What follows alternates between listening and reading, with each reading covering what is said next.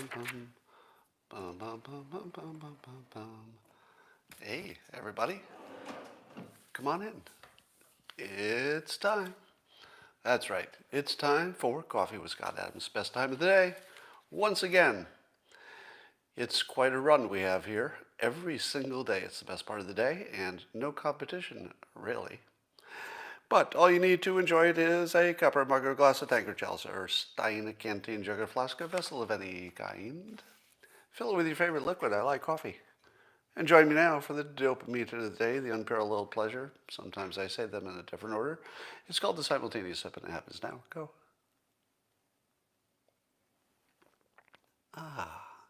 You know, I shouldn't tell you this little secret, but I will.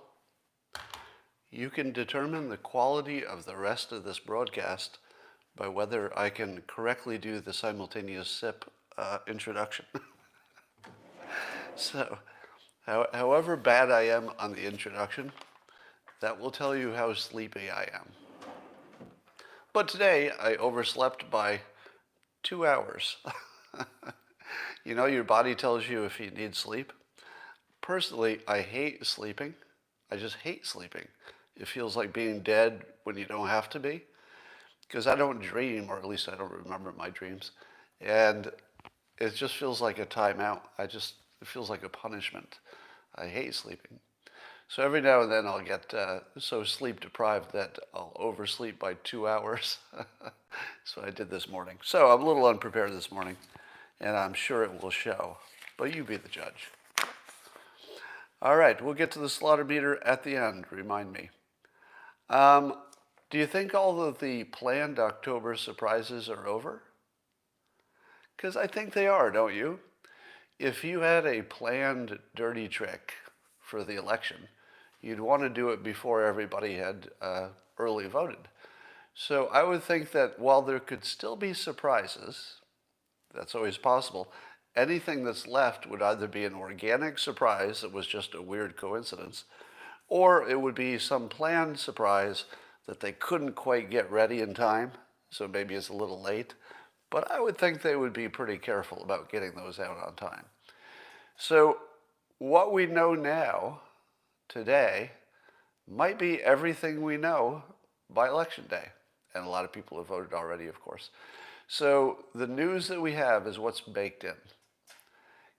Given now that we can reasonably confidently, not 100%, but reasonably confidently say there won't be any new excess Hollywood tapes or Hillary's emails, so we probably have what we have. So, based on the current situation, who wins? Donald Trump. If nothing changes. So remember I told you the Slaughtermeter is never a prediction because so much would change between the time that I give the Slaughtermeter reading, which is an indication of how good things are for the president at the moment. But I am now revising the meaning of the Slaughtermeter because we're so close to the election that I think nothing's going to change, and therefore the Slaughtermeter is a prediction. So as of today, the Slaughtermeter is a prediction. And it's at 100% Trump victory. Now, we did see that Trump went to Minnesota, and so did Biden. Is that today? Or was it yesterday? Well, if you've got both of them going to Minnesota, that tells me that there's something kind of big happening in Minnesota. And that would suggest that the polling we're seeing is completely fraudulent. Now, do you believe that the polls are fraudulent? I think they're fraudulent in two different ways, which is hilarious. The entire trick of the pollsters, and again, this is me talking from conspiracy theory land, but I feel pretty confident about this, that the pollsters almost certainly plan to show a big Democratic victory, but they need to tighten up toward the election itself, because if they don't get closer to the actual vote by the end, they will be completely discredited. So what the fake polls need is some kind of an excuse for why they tightened at the end. They need a Hillary's email situation, sort of something like that. But they've also said that the Hunter Biden email stuff is a non-story. So I think they're going to have to either pick that as a reason that the polls tightened, which would be opposite of what they've been saying, or they're just going to have a big unexplained gap there, or it's going to tighten too much at the end and it'll look fake. Here's why I think they miscalculated. I think they miscalculated because they didn't know how many Trump supporters would be lying to pollsters. So here's what I think. I think the actual result would be Trump winning. I think the polls have rigged it to make it look like Biden had a solid victory coming, sort of a suppression poll sort of a thing. And then on top of that gap, that would have looked maybe right. Oh, is Biden really leading by that much? It looks like a lot. I don't know. It's a little hard for me to accept because it doesn't match with my observation. But then on top of that, you add the shy Trump supporters, and it would, maybe let's say double the gap that wasn't real in the first place. So we might have a double exaggerated fake gap in the polling that makes it look hopeless for Trump. At the same time, Biden is going to Minnesota.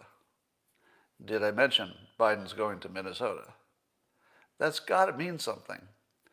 Now, I want somebody who knows more about politics to fact check me on the following. Suppose, hypothetically, I don't think this is the case, so we're just testing a hypothesis, and I might pull it back as soon as you do some fact checking on me. Do you think it's possible, just hypothetically, if Biden's internal polls showed that he didn't have a chance, what would he do? Think about it for a second. What would you do, hypothetically, just hypothetically, if you're Biden and your internal polls show that you can't win?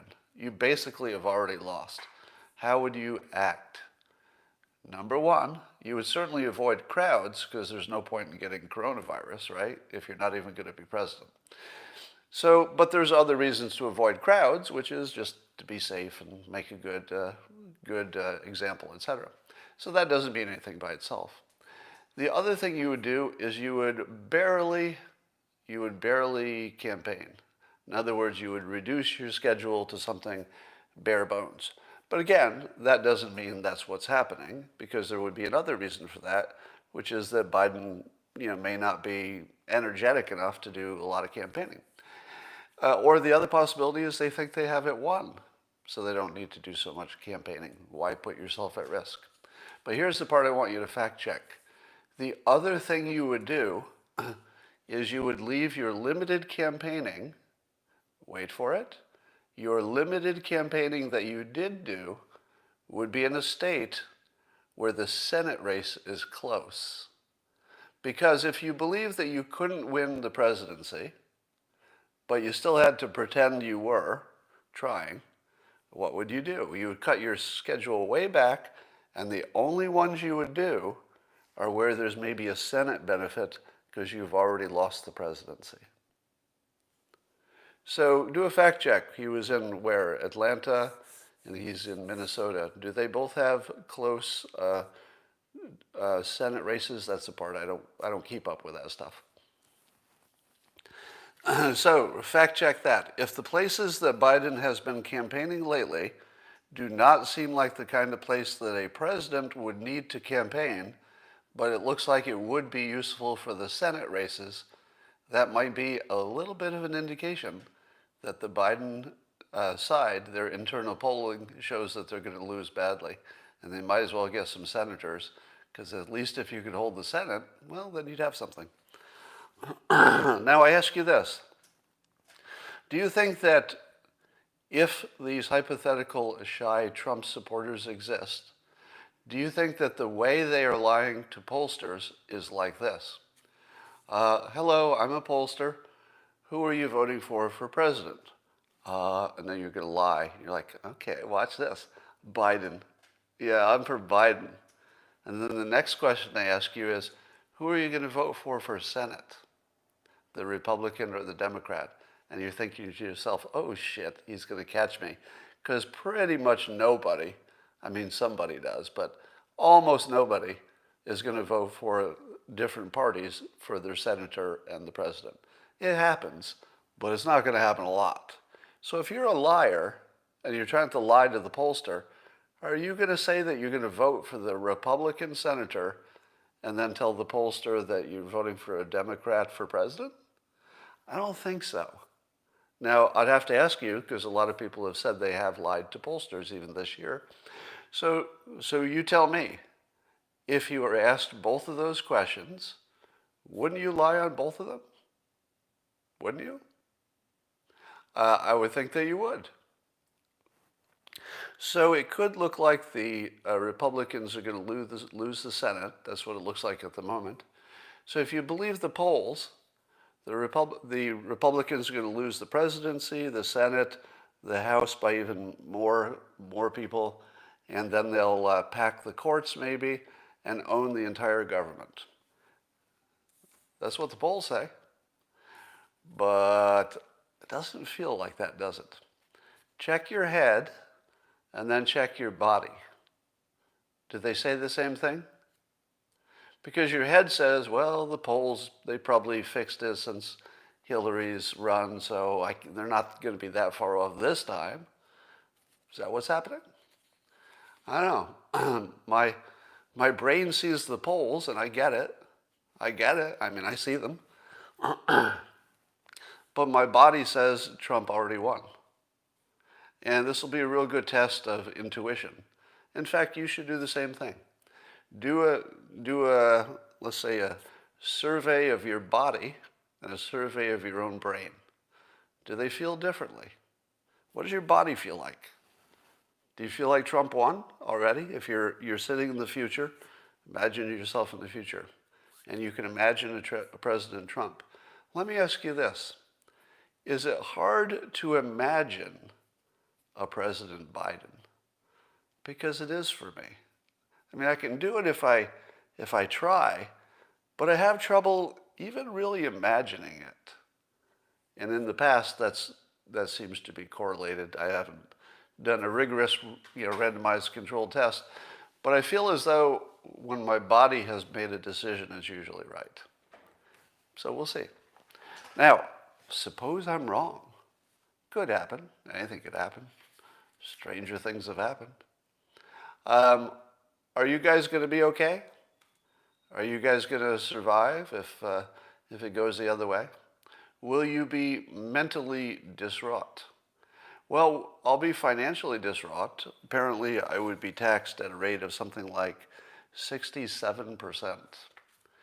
My estate would be pretty much given to the government, or half of it, I guess. And everything I've invested and worked for all of my life would be reduced below the point that certainly I thought it would be. In other words, it would substantially change my lifestyle. Is your life going to be substantially changed by a Biden presidency? Because I don't know if you were if you're a Democrat, another term of Trump isn't going to change your life that much unless it just gets better, the economy gets better. But a Biden presidency would almost force me out of the state and maybe out of the country. Because, if you ask me right now, I'd say there's no way I'm going to leave the country. And I guess you would have to renounce your citizenship if you did, because otherwise you're going to pay taxes. I think that's how it works. But I am now, when I look at Biden's tax plans, I'm not one of those celebrities who says, if the other side wins, I'm going to move to Canada. I wouldn't do it on principle. I would do it purely on financial basis, because I could work in other places. So I would, dead serious, there's no hyperbole here. I mean, obviously, I'd have to talk to Christina. But I'd have to think really seriously about finding a better country, with better taxes, primarily with better taxes. We'll see. But I don't think that's going to happen. Don Lemon says that he had to get rid of his Trump-supporting friends. He said, quote, last night, "I just had to get rid of a lot of people in my life because sometimes you have to let them go. I think you have to hit rock bottom like an addict. That's what Don Lemon thinks of Trump supporters, that he can't even be friends with them. That is really bad. Now, on top of that, add that Biden is running a Hitler ad for a campaign ad. Can I have a little permission here for some cursing? I'm going to give you a little bit warning that there probably will be some pretty violent cursing coming up pretty quickly. So if you got some kids in the room, send them out. Send them out. Because here's the thing. You know, I don't mind a good hard-fought campaign, and even though it bugs me when there are lies, you know, the lies are part of the political process, and, you know, it vexes you, but it doesn't bother you that much. Joe Biden, in the closing moments of the campaign, before he could maybe become president of the United States, is labeling Trump supporters, because he's labeling Trump this, it really means the supporters too, as Nazis. Have you ever seen anything like this? Now, he might, if you asked him, he might say, no, I'm not talking about the voters who support him. I'm talking about, it's obvious to everyone, this would be Biden speaking, it's obvious to everyone that Trump is basically the next Hitler. So that's not saying something bad about the supporters. It is. You can't separate those. Right now, Biden is calling almost all of you Nazis. And I don't think that's an exaggeration. Now, it's the season of exaggeration, but I don't believe that is an exaggeration. I believe that Biden has actually said that Trump supporters are Nazis in that ad. I don't know any other way to interpret that. And I'm being serious. I'm not just playing politics now. This is sort of personal. This isn't really political. And so I would like, on behalf of all of you potential Trump supporters who are listening to this, to say this. Fuck you, Joe Biden. Fuck you. You fucking bastard. You don't deserve to be president for doing this. I don't care whatever the fuck else you did in your whole goddamn fucking life. I don't care what a good service you did. I don't care that other people say you're nice.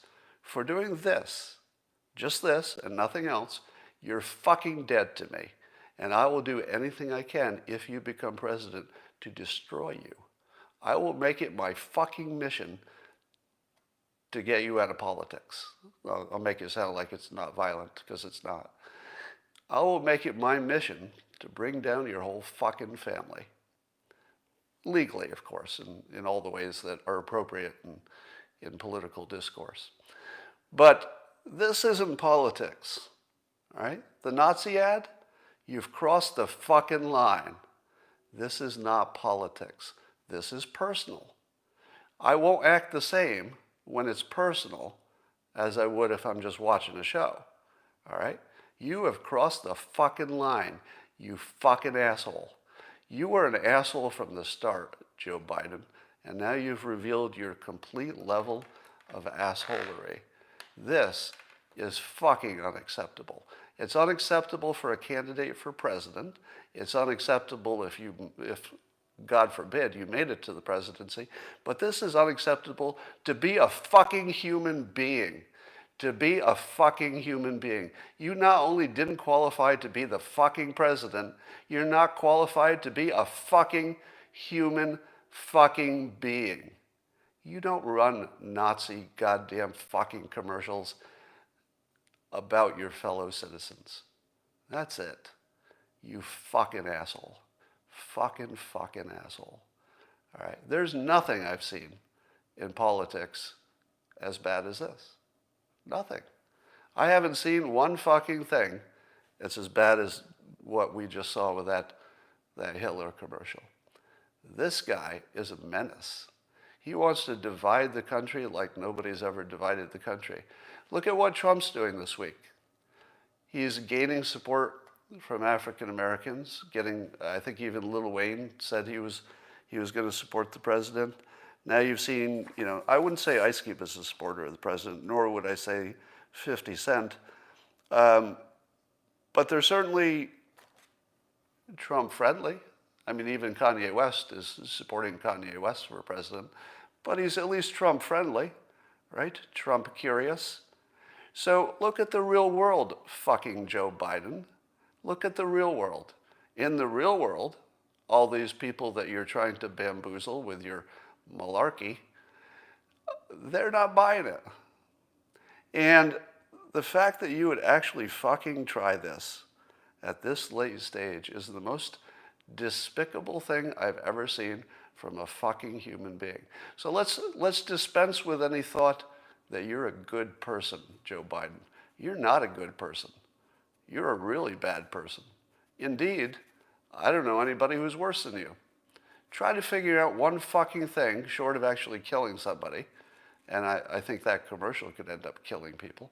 You and your little fucking douchebag mask, Joe Biden, because you care so much about the fucking population of the United States and our citizens. Yeah, wear your little fucking douchebag mask, which, by the way, masks are good. You should wear your mask. But then run a Nazi fucking commercial. Really? Are you trying to tell us that you care about the public? You don't fucking care about the public. You wouldn't run that commercial. You goddamn piece of shit. I know you don't like it when I use the Lord's name in vain, but it just comes out. I apologize. All right, enough on that. So here's how the left makes the Hunter Biden email scandal go away. And it's really sort of amazing to watch it happen. Because lots of times you say to yourself, hey, I wonder if the media is trying to manipulate people. And you're never really sure. You think, well, is that the way they just think the story should be told? Is this just individuals putting their interpretation on things? Or is there really like a scandal going on? Are they actually manipulating the public? Well, let me give you an example. Here's how Democrats have made this story disappear.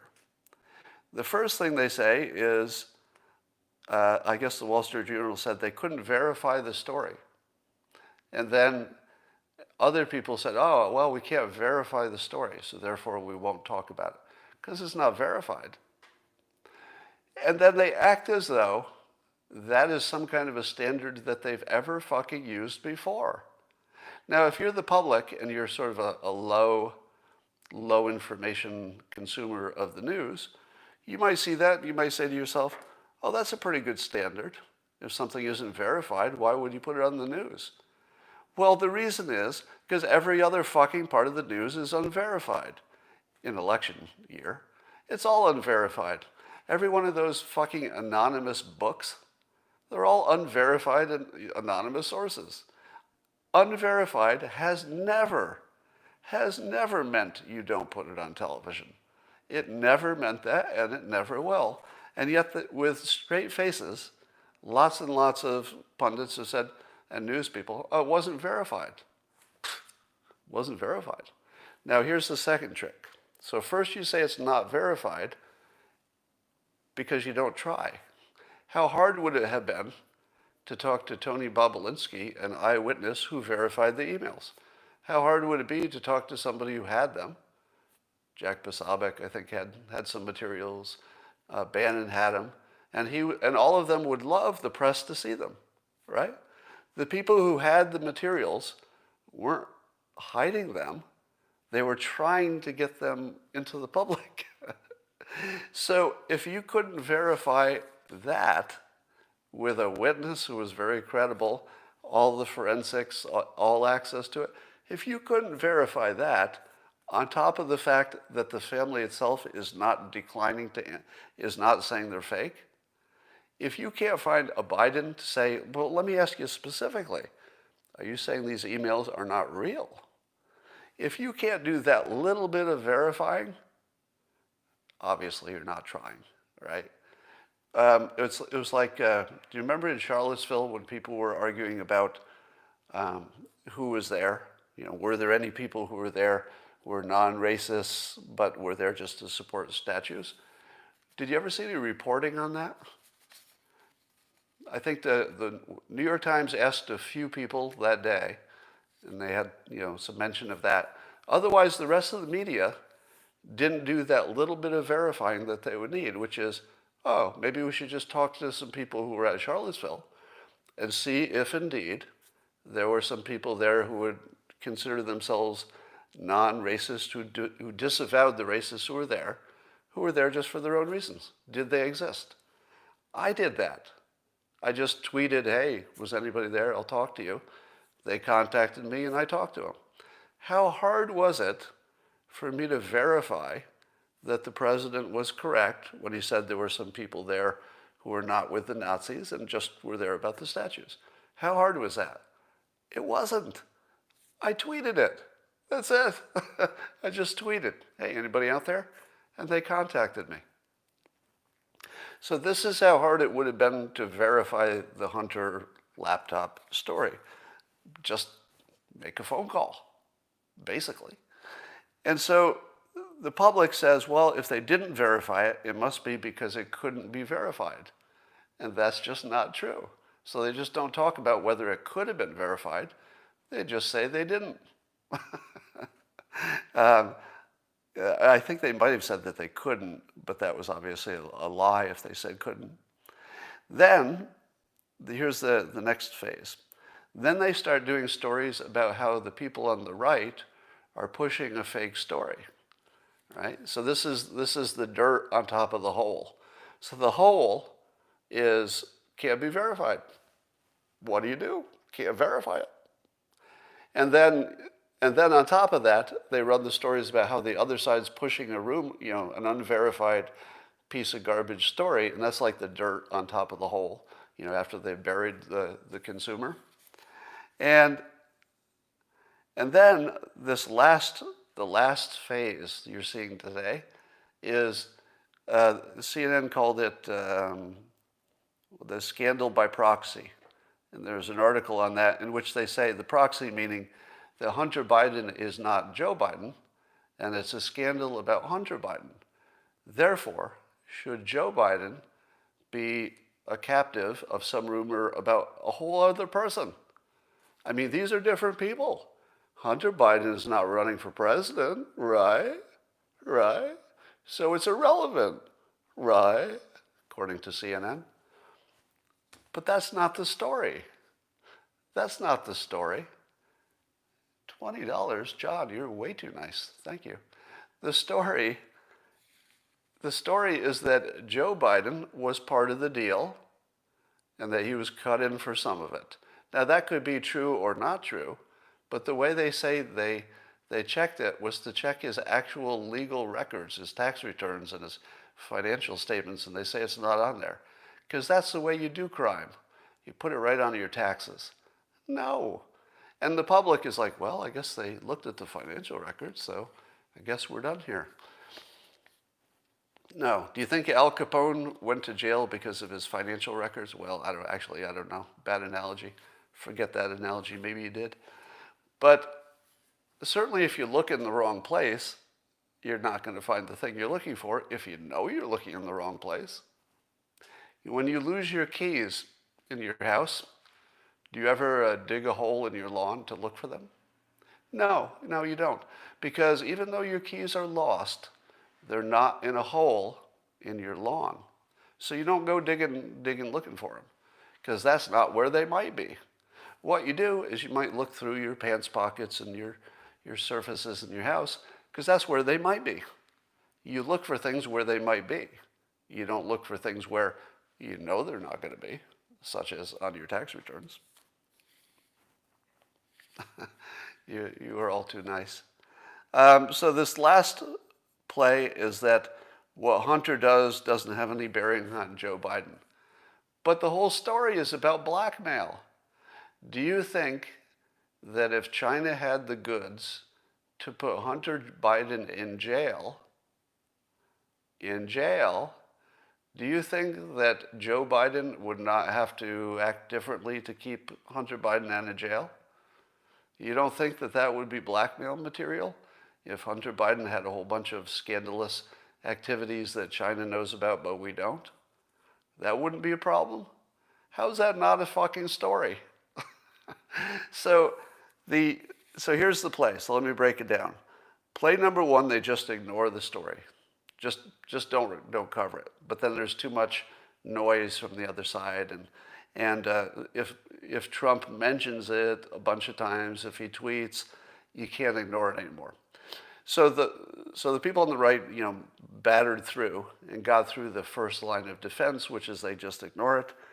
Then they do the fake verification thing, where they act like they can't verify something that's easy to verify. And then they say, we couldn't find the crime because they looked in the wrong place. We know they looked in the wrong place. That's not a guess. You don't find bribes on somebody's tax returns. And then they turn it into a story about the right having, yet again some, QAnon kind of a situation. So they make it sound like it's just those crazy conservatives with their, conspiracy theories. Try it again. And then they turn it into, well, it's Hunter. It's not even the president or the potential president. So that's the play. And I wonder if we'll see this play again on other inconvenient news items, but that's how they disappeared it.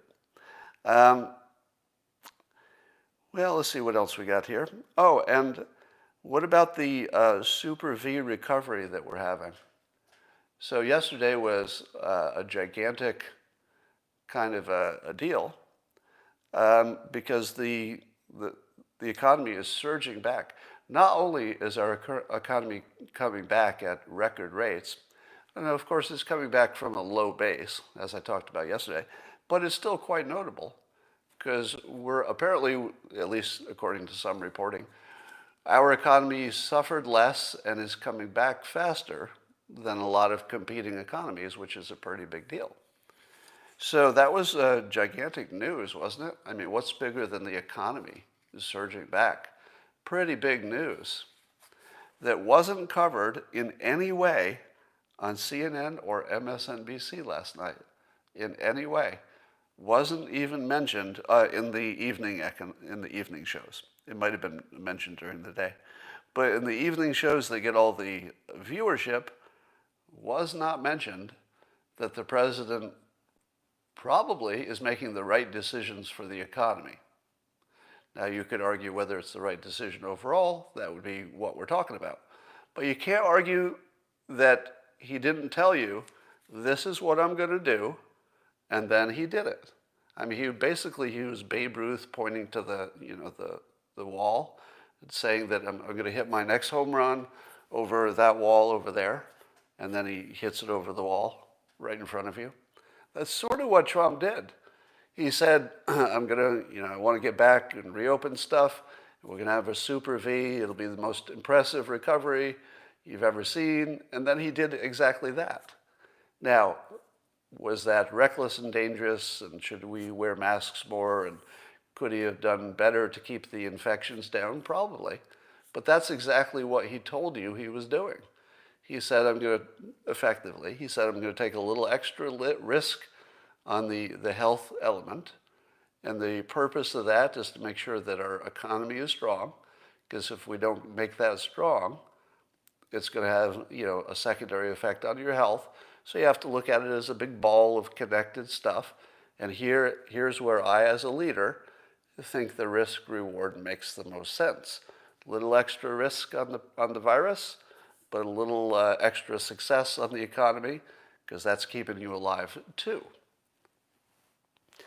I think the president pointed to the fence and hit a home run over the fence, Babe Ruth style. And MSNBC and CNN decided that wasn't news? Are you fucking kidding me? That's the definition of news. Can you imagine if somebody else had pulled that off, points to the fence, calls the next pitch a home run, and then hits it over that fence, and it's not news? It's the president. If the president did anything like that, it doesn't matter if it's the economy, if he did anything that specific, of saying, there's the fence, I'm going to be hitting the ball over that fence, and then he did it, it wouldn't matter what the topic was. That's frickin' news. Not on MSNBC. All right, is it Jeff Greenwald, who until yesterday, I guess, worked for the Intercept. He was one of the founders, and he had to quit because, quote, the Intercept's editors, in violation of my contract, this is Greenwald's contract, of editorial freedom, censored an article I wrote this week, refusing to publish it unless I remove all of the sections critical of Democratic presidential candidate Joe Biden. Can you believe this? He co-founded the frickin' publication and had a contract to give him editorial freedom. And what he said was true. Yeah, keep in mind that there's no part of this story where they're accusing him of having inaccurate information. It's Glenn Greenwald, not Jeff. So Glenn Greenwald, which is embarrassing because I'm actually a huge fan of Greenwald. I think his personality is a little, let's say, a little prickly. I don't think I would ever be friends with Glenn Greenwald because he's sort of an unpleasant character, but damn, he's good at his job. I got to say that. And his tweets and his writing are just some of the best on the internet, hands down. So you should follow him, not Jeff. Glenn Greenwald. All right. But the enormity of this, the fact that he had to quit his own publication that he co-founded because they wouldn't let him write the truth. Again, I don't think anybody's arguing whether the things he was saying were true or false. They were not asking him to remove it because it wasn't true. They were asking him to remove it because it was bad for Joe Biden. I mean, this is amazing that this is happening in front of us, and we're sort of, I won't say we're okay with it, but we're not acting on it in some way. Now, maybe the vote itself will be how we act on it. I was watching Bill Gates in a little clip talking about the vaccines that are coming.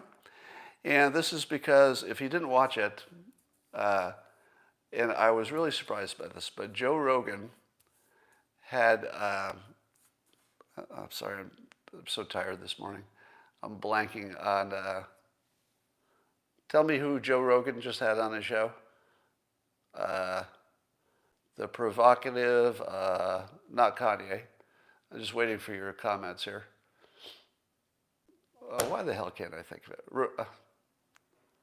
This is weird. I'm having a total Joe Biden moment.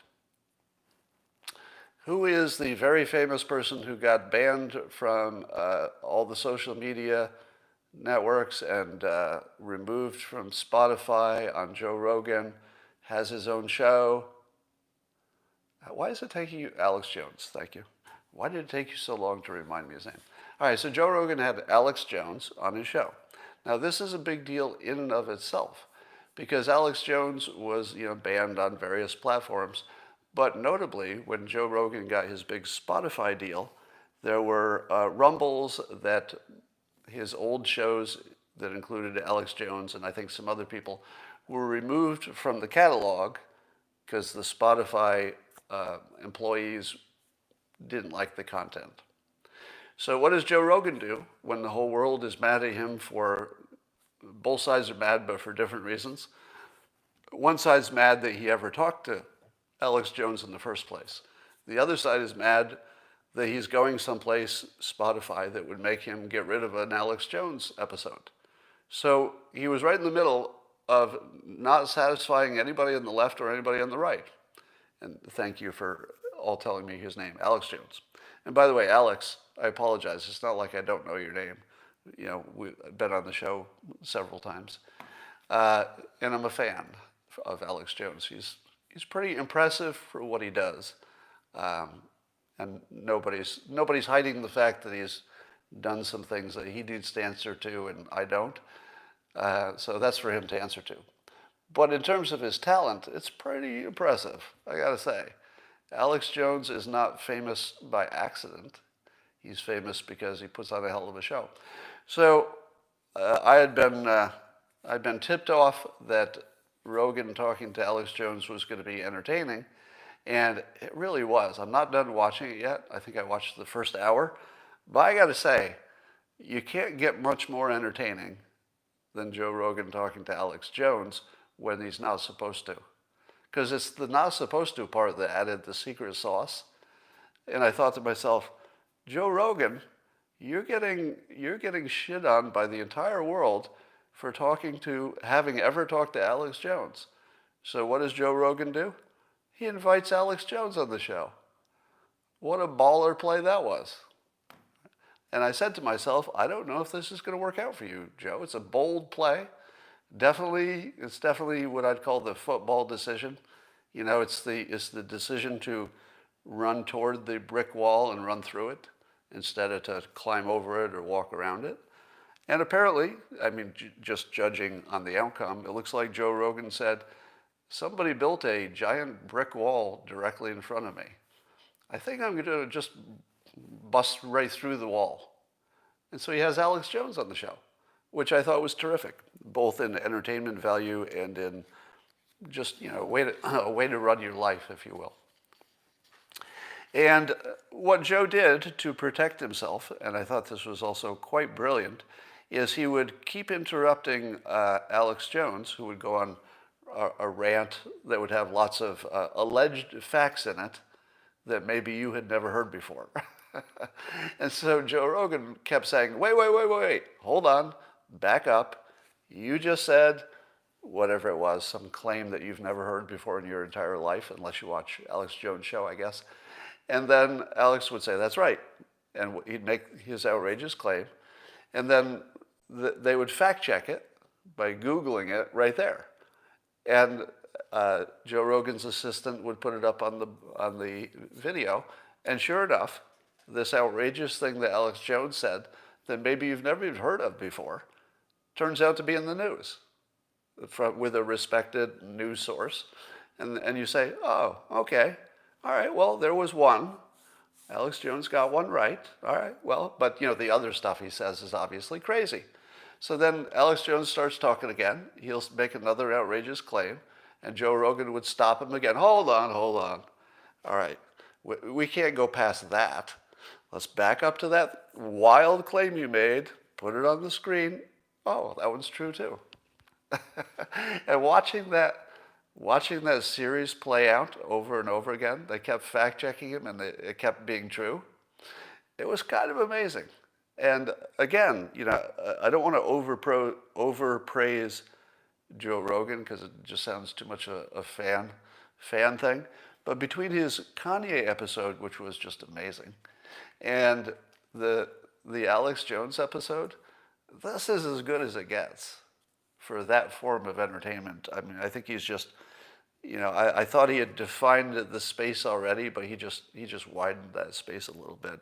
And I didn't even think that was possible. So good job there. Anyway, one of the things that came out of that was the thought that these vaccines have side effects, the ones that are being prepared right now. Now, do you ever heard that story?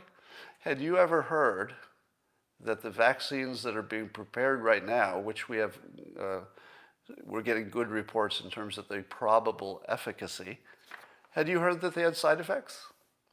So I see this clip of Rogan sent this out on Instagram at least.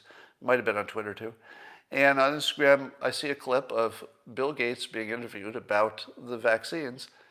And he lets out that getting the vaccine can cause you a lot of pain. Had you ever heard that before? Because regular vaccinations don't cause you a lot of pain. I think maybe some people, and maybe you've never even heard of anybody who had pain because of it. But apparently these vaccinations are going to hurt you.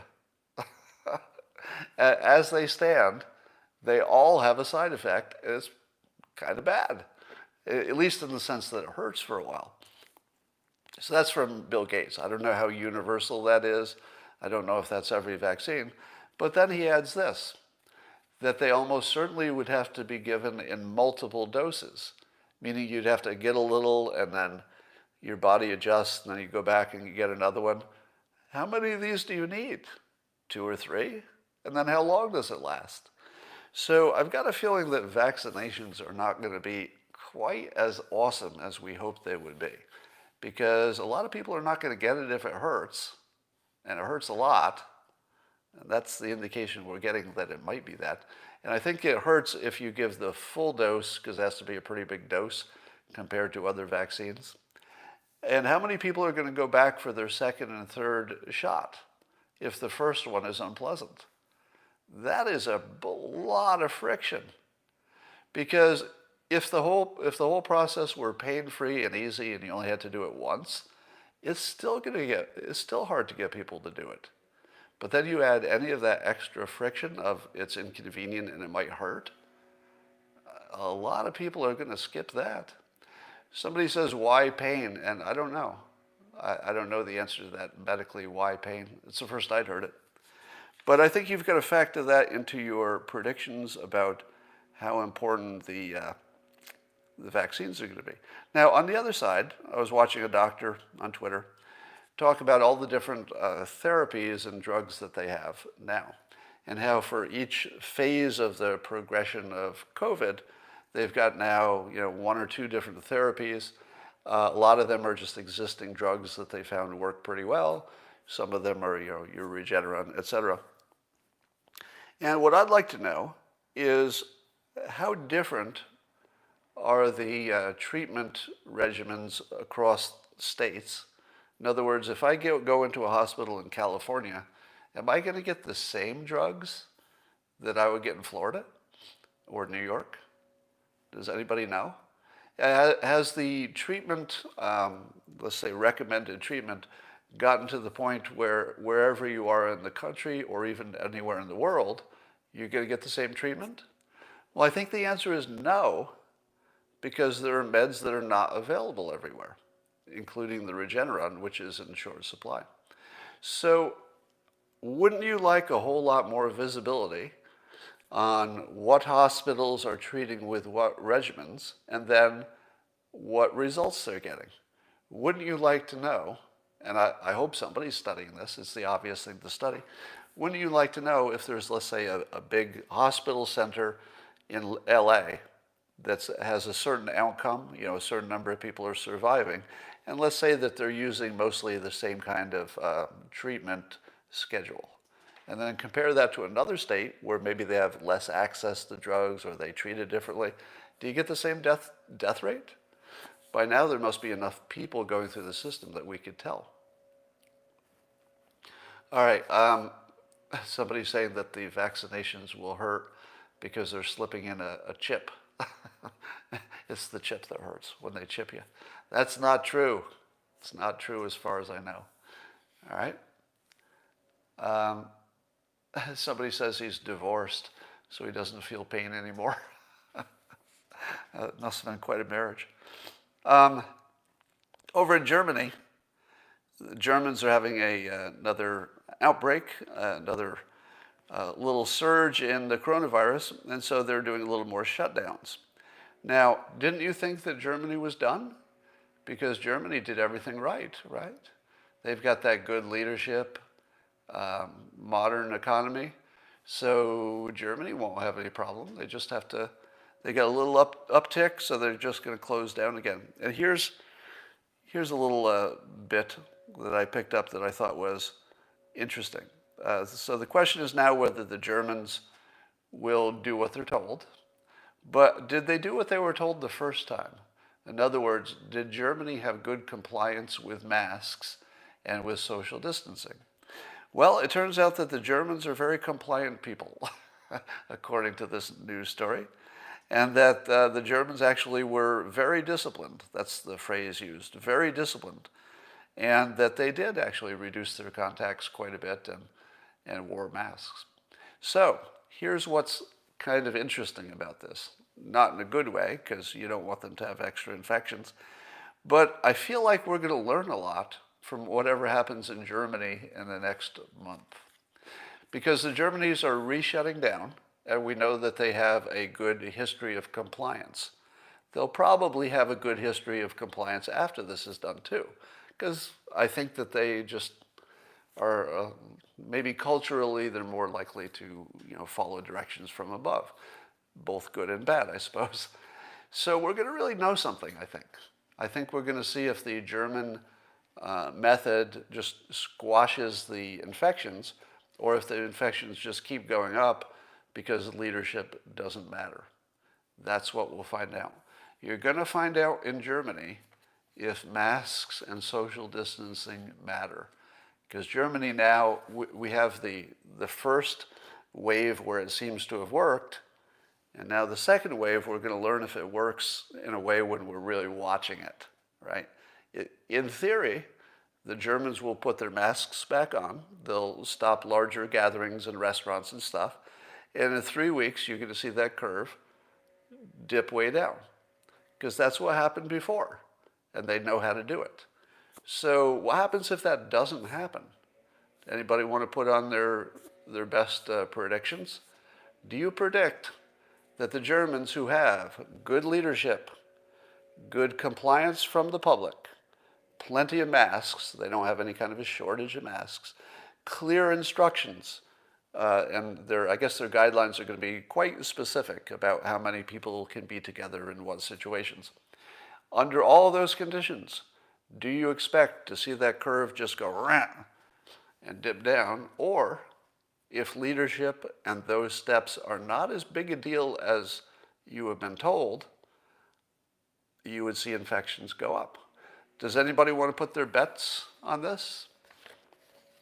All of those of you who have said that the masks and the social distancing don't make that much difference, are you willing to bet that Germany will have no success in stopping this second surge? Is that your bet? Everybody, this is your chance. Because even though this is not a randomized controlled study, it's Germany. It's predictable. You kind of know what you're going to get with Germany, right? So this would be a good one to bet on. I'm going to bet that it works. So I'll put my bet down. My bet is that they will flatten it. I don't know if it'll be that different from the rest of the world, so you still have to compare it to something. If there's somebody who didn't do anything and they still got the same curve, you're going to have to compare that. You're being very nice with these super chats. Thank you so much. I do see them as they go by. I just don't talk about them all. All right, on another topic, Kanye made a full-sized hologram for Kim Kardashian of Kim's deceased father. And it's one of those, life-size, walking, talking, I don't know how much walking he did, but it's standing there. A hologram. And it's got a voice, and it's interacting, and it's talking to Kim. And I had two feelings about that.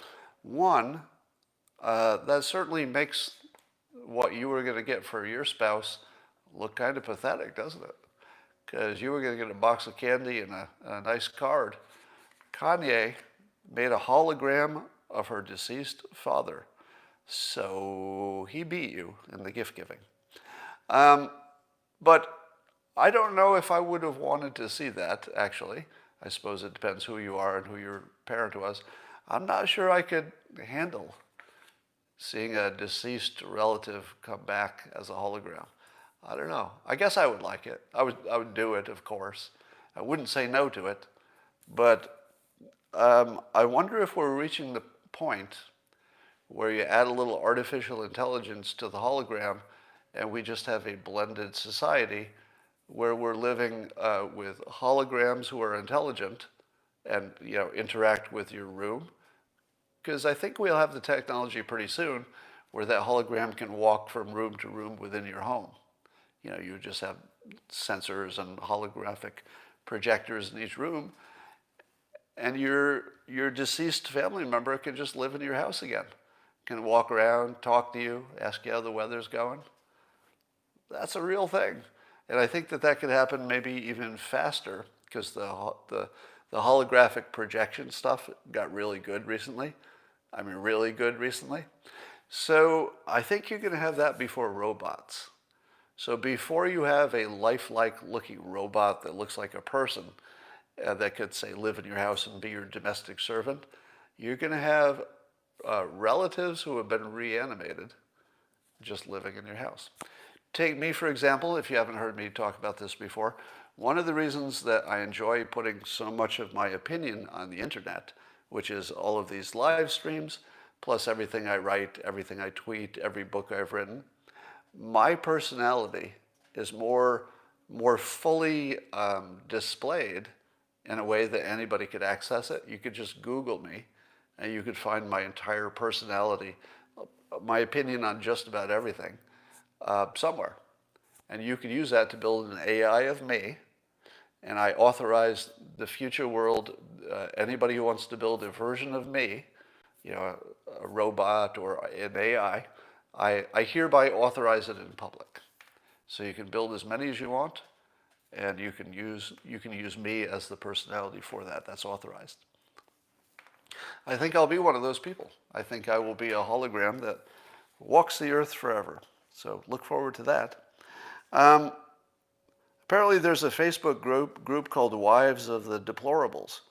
These are wives who are voting for Biden, but their husbands are voting for Trump. Do you think they have a chance? Do you think that the wives of the deplorables are still going to be married in 5 years? I don't know. It feels like a bad sign. I feel like that's not going to make it the distance. Now, Bernie and Elizabeth Warren are both looking at maybe cabinet positions if Biden wins. And Warren might be looking at Secretary of Treasury. These are all rumors. You don't really know what they want. And maybe Bernie would be Secretary of Commerce or something. So we're on the border of 67% tax rate and a full socialist cabinet. So we got that. And almost 80% of the tax increases backed by Biden would land on the top 1% of earners, according to Warden, I guess. And I'm thinking to myself, that's terrific, but I would leave the country. If this really happens, honest to God, I don't know if I could live in this country. I really want to. It's my first choice by far. But I really, really want Biden not to tax me at 67% and essentially, remove most of my net worth. Let me tell you why this matters. This is way too, this might be a little too personal. But I'll give you a sense of it. It had always been my ambition to not die rich. Because if you die rich, I think you're an idiot. Because dying rich means that you made all this money and you didn't use it. Like, what would be the point of dying rich? That would be like a sign of failure. Now, if you have, a spouse and kids and stuff, of course, you want them to have something to inherit. But you don't want to be just take your money to your grave. And so I have lived my life, let's say, generously. Thinking, if I want to go to my old age with a certain amount of money so that I'll be comfortable, I want that. But all of this extra stuff that's beyond the amount that I would need to be as comfortable as I want to be, I kind of wanted to get rid of it. And so I did. So for much of my life, I have spent as much time giving away my money as I have making it, because I didn't want to have too much money. Dying as a billionaire to me seems like the ultimate loser play. You should just give it away, because there are people who need it more.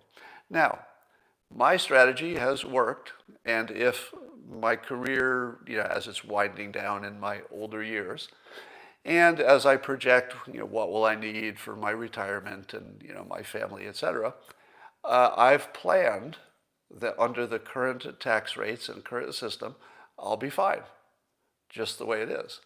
Joe Biden has decided to take 2/3 of that.